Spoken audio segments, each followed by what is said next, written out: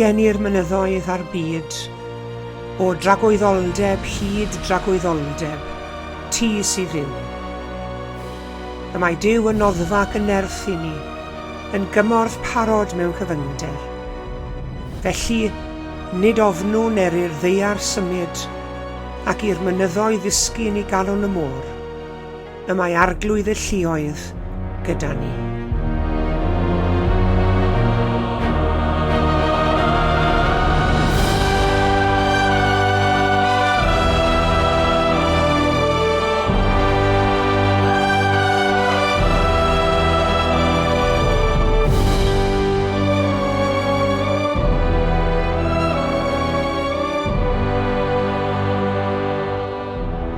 Bore da iawn i chi gyd a chroeso cynnes iawn i chi i'r Wyddfa ddigidol y bore yma. Wi yma ar gopa'r Wyddfa. Ac mae'n braf iawn yma. Wi wedi darlledu o nifer o fannau diddorol dros y 6 mlynedd diwetha. Ond sa'n credu bod fi erioed wedi darlledu o fan uwch na hyn. Felly croeso cynnes i chi gyd a diolch yn fawr iawn i chi gyd am eich cwmni. Gobeithio gewch chi fendith o gyd addoli â ni y bore yma. Croeso cynnes iawn.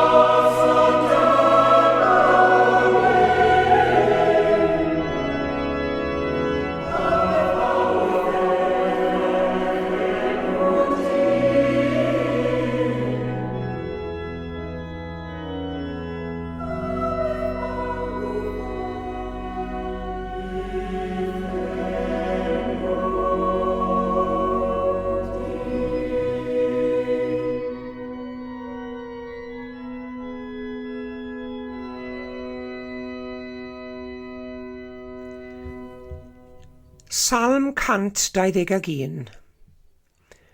Coda fy llygau tua'r mynyddoedd, o ble daw cymorth i mi.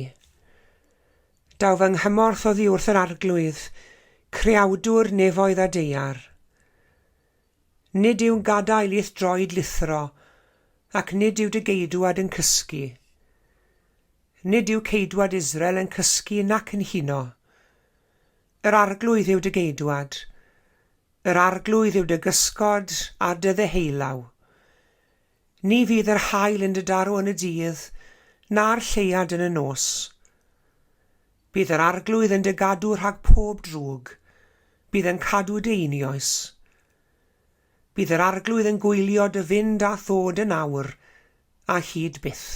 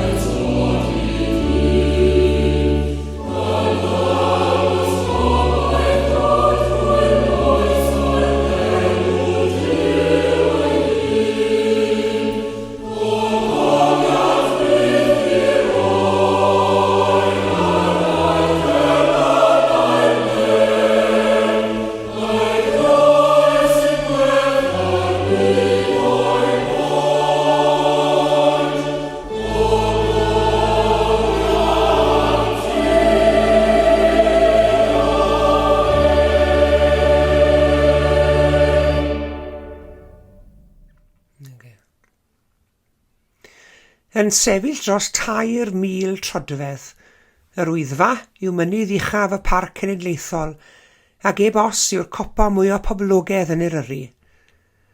Mae'r Wyddfa'n fynydd eiconic sy'n adnabyddus dros y byd i gyd. Ac ar ddwyrnod braf o fai, wedi ymweld ag Eisteddfod Genedlaethol yr Urdd yn Sir Fôn wythnos diwetha, oedd y demtasiwn i ddringo'r Wyddfa yn ormod. Felly gyda fy sgidiau cerdded am fy nhraed, a mag ar fy nghefn, bant y fi. Yn ogystal â bod yn mynydd uchaf yng Nghymru, mae'r Wyddfa hefyd yn rhan anatod o gymuned fywiog ac egnïol, ac yn gartref i glytwaith o ffermydd mynyddig Cymreig. Wel, wi wedi aros dros 57 mlynedd i weld copa'r Wyddfa yn yr haul. Mae'r copa wedi bod dan niwl bob tro wi wedi dringo yn y gorffennol. Ond y tro hwn, doedd i ni ddim am ddod lawr wir. Oedd hi'n ddwyrnod mor heilog a chlir, a'r aer mor bir. Ond lawr ddesi, gyda'n coesau'n dal i'm atgoffa o'r daith nifer o ddyrnodau yn ddiweddarach gweitha'r modd. Wi ddim yn gwybod fi felsa fi'n teimlo'n gartrefol iawn ar ben mynydd. Mae yna rhywbeth arbennig am fynyddoedd. Pan mi'n ni'n sefyll wrth droed mynydd, i ni'n gallu teimlo'n fach iawn yn dyn ni. Mae faint, uchder a'i gryfder yn ein hatgoffa ni bod rhywbeth llawer mwy na ni'n hunain. Dyw'r ffordd i fyny'r mynydd bob amser ddim yn hawdd, ac fe brofes i hynny penwythnos diwetha. Mae'r dringo'n cymryd ymdrech. Mae'r llwybr weithau'n serth. Mae'r corff yn blino. Ond efallai na allwn ni weld y copa chwaith. Ond gyda phob cam, i ni yn symud yn uwch. Mae'n amlwg bod y salmydd yn gyfarwydd ar mynydd hefyd. Coda fy llygau tua'r mynyddoedd, medde fe. O ble y daw fy nghymorth. Ond eri hoffter posib o'r mynydd, fe welodd ein gofian nad yn y mynydd neu o'r mynydd y daw i gymorth, ond oddi wrth yr arglwydd, creawdwr nefoedd a deiar. Drwy gydol y Beibl, Mae mynyddoedd yn fwy na dim ond mannau uchel o gerrig a ffrydd. Mae yna bethau ryfeddol wedi digwydd ar ben mynyddoedd yn y Beibl. Maen nhw'n llefydd o gyfarfod, o draws newid, o brofiadau arbennig ac o fuddugoliaeth hefyd. Pan oedd Duw eisiau datgelu rhywbeth pwysig, oedd e'n aml iawn yn galw pobl i ffwrdd o sŵn y dyffryn ac yn ei harwen nhw i fyny'r mynydd. Mae'r mynydd yn ein hatgoffa ni, hyd yn oed pan fod daith yn anodd, bod Duw yn gwneud rhywbeth pwerus yn ein bywydau. Yn gyntaf mae'r mynydd yn fan cyfarfod y Duw. Dringodd Moses fynydd Sinai ac yno fe ddath i bresenoldeb Duw. Aeth e fyny fel dyn cyffredin, ond dath e lawr yn cario gorchmynion Duw ac yn adlewyrchu gogoniant Duw. Dath Moses i fyny'r mynydd gyda dwylo gwag, ond dath e lawr gyda neges Dduw. Pan alwodd Duw Moses i fynydd Sinai, gadawodd Moses sŵn y gwersyll a dringodd i le tawel, ac yno, yng nghanol y cwmwl a gogoniant Duw, fe glywodd e lais yr arglwydd. Mae hyn yn ein dysgu ni fod angen amser ar wahân gyda Duw yn dos.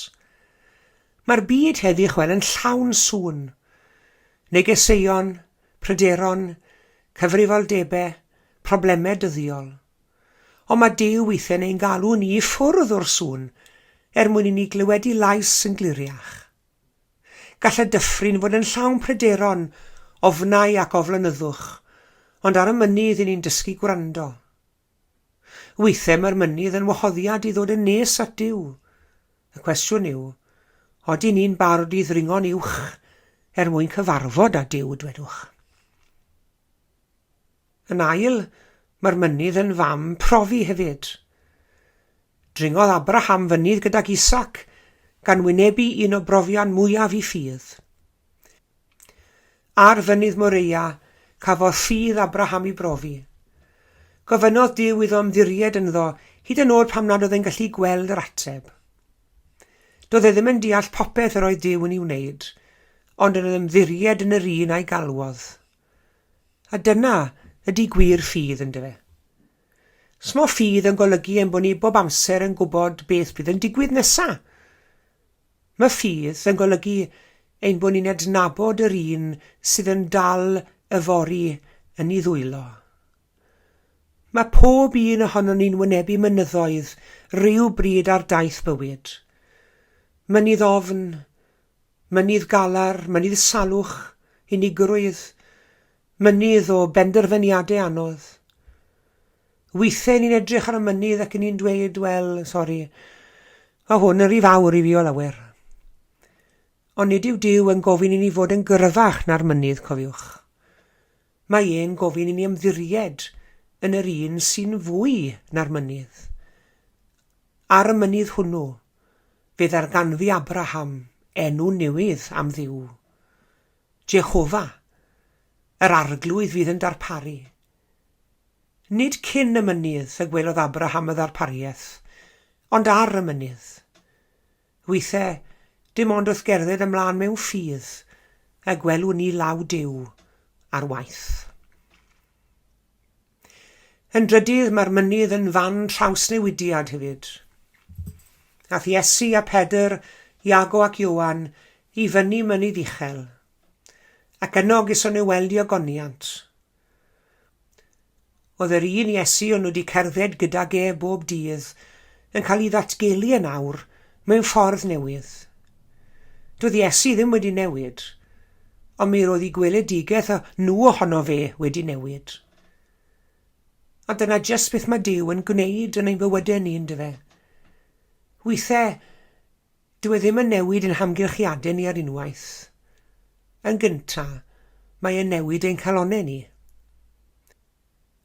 Nid y copa'n unig sy'n bwysig. Mae'r daith yn ei newid. Weithiau mae Duw yn ein gwahanu ni o ddiwrth lefydd cyfforddus oherwydd i fod e am newid ein persbectif ni.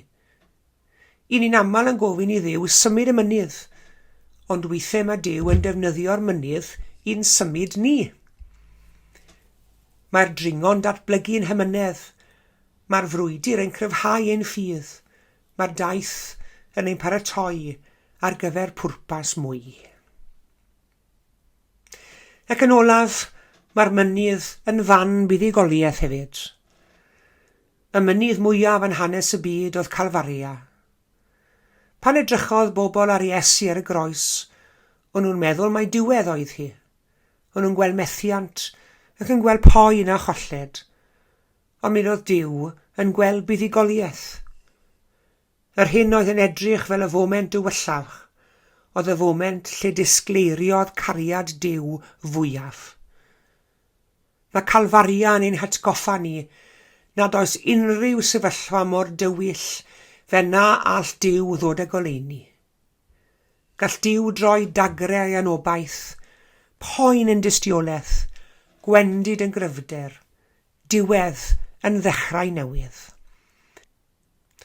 Os gall Duw ddod â bywyd mas o'r bedd, fe all ddod â gobaith i'n sefyllfa ni heddi. Efallai bod y fynydd dyn edrych yn amhosib heddi, ond mae Duw yn fwy na'r mynydd sydd wrth flaen. Efallai dy fod ti heddi yn sefyll wrth droed mynydd. Falle dy fod ti wedi blino. Falle nad wyt ti'n gweld y ffordd ymlaen. Falle bod y copa'n edrych yn rhy bell, ond cofia hyn. Nid wyt yn dringo ar dy ben dy hun. Mae'r Duw oedd gyda Moses ar Sinai, gydag Abraham ar Moria, gyda disgyblion ar y mynydd, ac a ddangosodd ei gariad ar Galfaria, yr un Duw sydd gyda thi a finne heddi. Paid a mesur maint dy Dduw drwy edrych ar maint dy fynydd.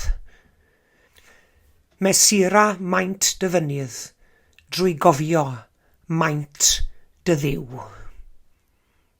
Amen.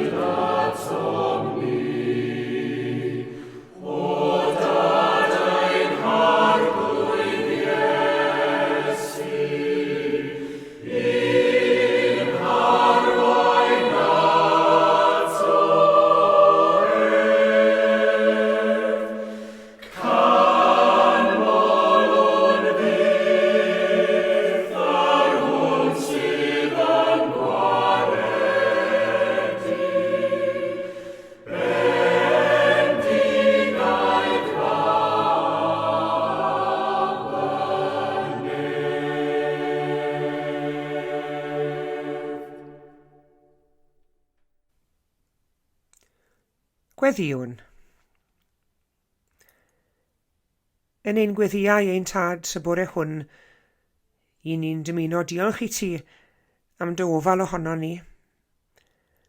Er modd rwy ti wedi'n cynnal yn cadw hyd y foment hon yn awr. Yn wir hebddo ti arglwydd fydde ddim yn dda arno ni o gwbl. Oherwydd yno ti rydyn ni'n byw, yn symud ac yn bod.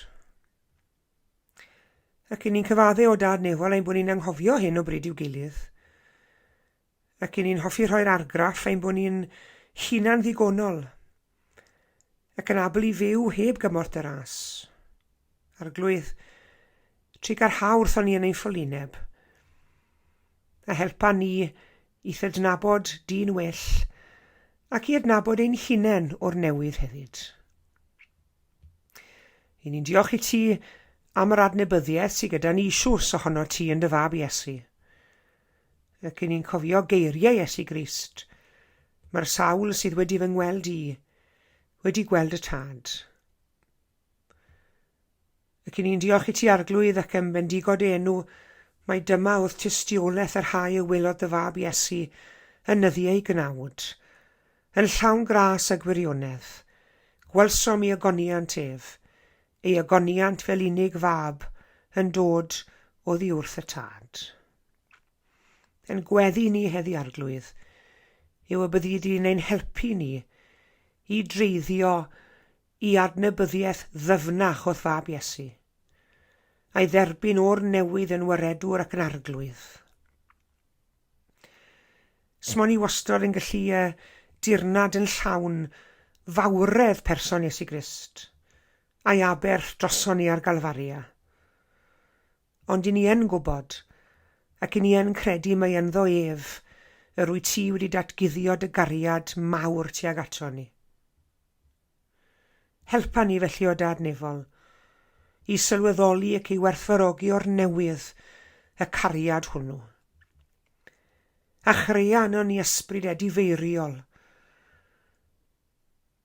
ysbryd ymddiriedeth, y meddyginiaeth y gariad, fel y cawnobaeth newydd i'n heneidiau, a heddwch cydwybod o'n mewn.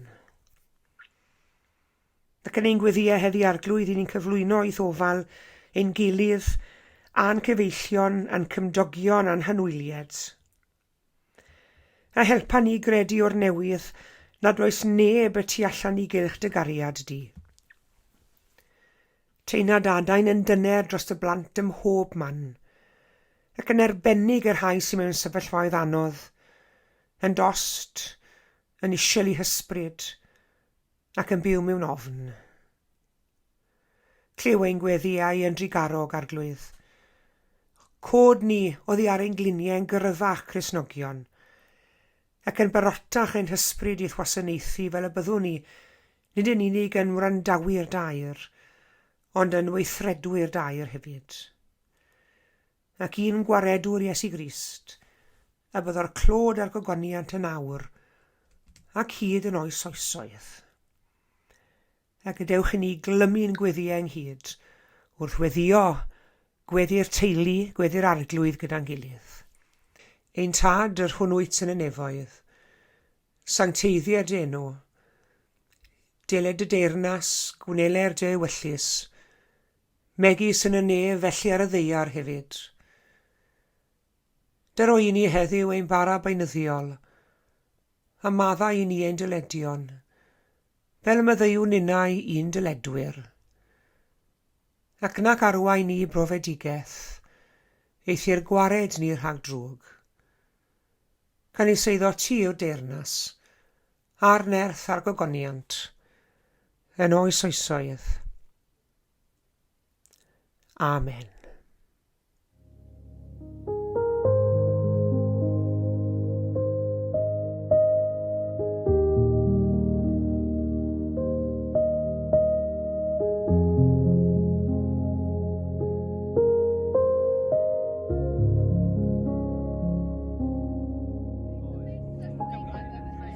Diolch yn fawr iawn i chi gyd am eich cwmni yn yr Wyddfa bore yma. Tan y Sul nesaf, cadwch yn ddiogel ac yn iach, a gras ein harglwydd Iesu Grist a chariad Duw a chymdeithas yr ysbryd glân a fyddo gyda ni oll. Amen. O gopa'r Wyddfa, hwyl fawr i chi gyd.